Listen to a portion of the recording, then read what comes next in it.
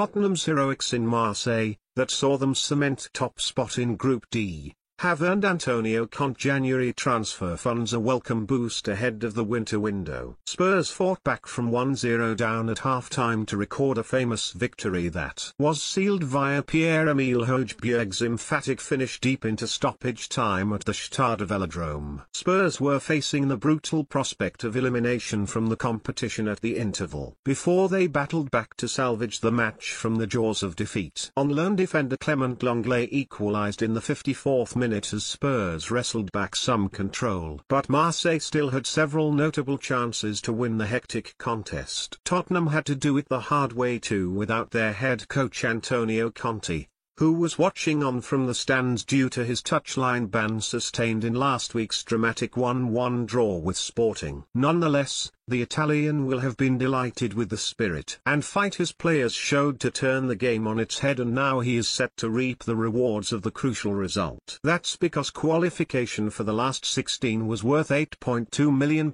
in prize money alone for Spurs, making the victory even more significant. With Tottenham expected to invest in the January transfer window, it's the kind of boost that will be welcomed by Conte, Fabio Paratici, and Daniel Levy. Furthermore, group stage wins are also worth £2.4 million, while draws earn clubs around £800,000. It means Danish warrior Højbjerg's last-minute stunner was technically worth £1.6 million in itself. The Champions League prize money workings above do not even take into consideration other alternative factors such as TV revenue, gate receipts, matchday revenue and more. Ultimately, that's why Europe's elite club competition and securing a top four in the Premier League is worth so much to top-flight teams and owners. Tottenham are expected to target a new wide player in the January window, as Paratici looks to bolster Conte's impressive front line that has been stretched by injuries this term. Son Heung-min is now expected to join Richarlison and Dejan Kulusevski on the sidelines, only a short spell, in line with the Premier League's concussion protocol after suffering a head injury in Marseille. Spurs have really missed their efficient Swede in attack after he suffered a setback in his rehabilitation from a hamstring injury. Bryan Gil,